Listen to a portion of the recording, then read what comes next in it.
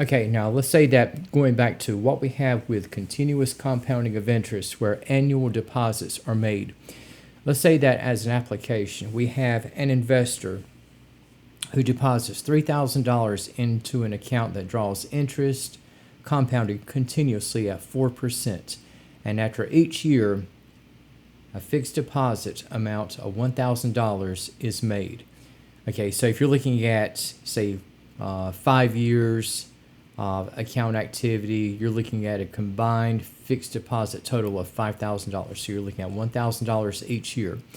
Now, with the information we have, we're looking at estimating how much will be in the account after 10 years. Okay, so just kicking things off. Okay, so you have an investor who deposits $3,000 into an account. Okay, and that's going to be at time 0. So we'll just call this A naught.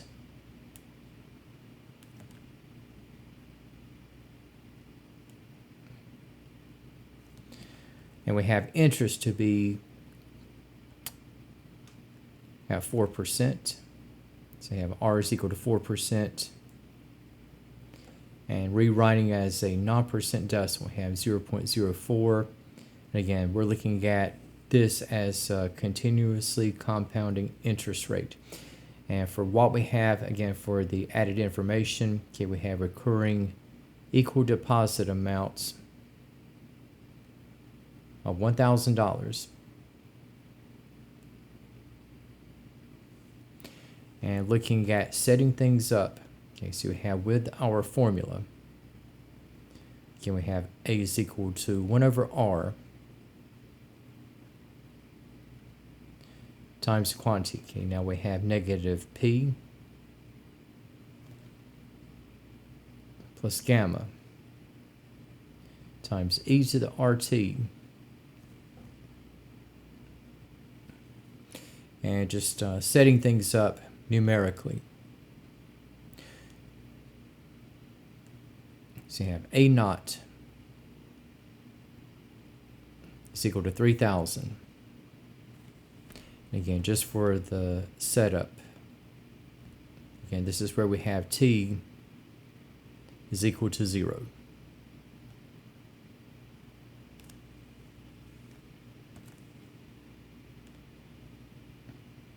And looking at the information we have here, so at time 0, okay, so you have A is at 3,000. We have is equal to 1 over R. Again, R we have at 0.04. Negative P is negative 1,000. And we have plus gamma times e to the RT, and again, R is going to be at 0.04. And here we're going to have that T is at 0. So looking at what we have in establishing things.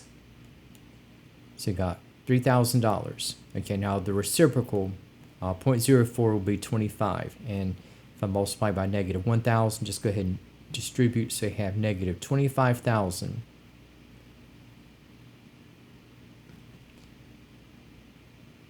And I have 1 over 0.04 times gamma times e to the 0.04 times 0. Well, guess what? E to the 0 is going to be 1.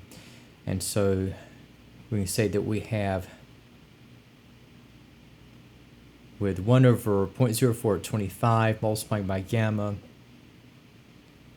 so you have 3,000 is equal to negative 25,000 plus 25 gamma. And if I add 25,000, so we're going to have 28,000.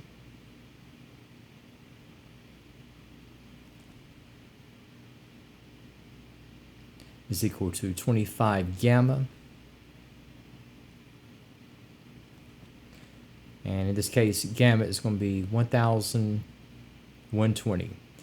And I can specify what this formula is going to be. So you have A is equal to 1 over 0.04 times the quantity. Okay, so you have negative P in this case specifying, so you have negative 1,000 and gamma times e to the RT. So we have gamma again is at 1,120. And we have times e to the RT, and R we have at 0.04.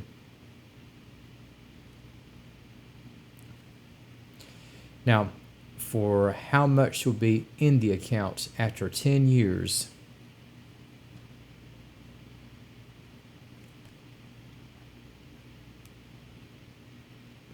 so we have at t is equal to 10. So if I substitute, okay, so I have 1 over 0.04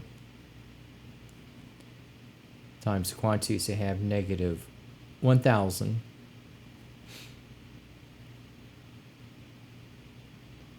plus 1120 times e to the 0.04 times 10. And looking at what we have upon distributing. Okay, so 1 over 0.04 times negative 1,000. Again, we have negative 25,000. Again, 1120 times 25, we're back to 28,000.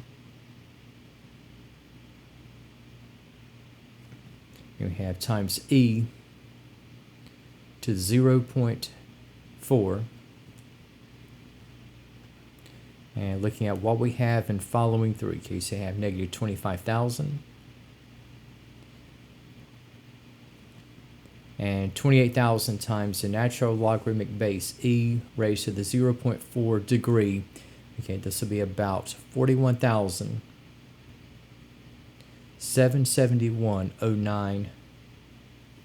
And putting this in terms of dollars and cents, okay, it's going to turn out that after 10 years, the balance in the account will be around $16,771.09.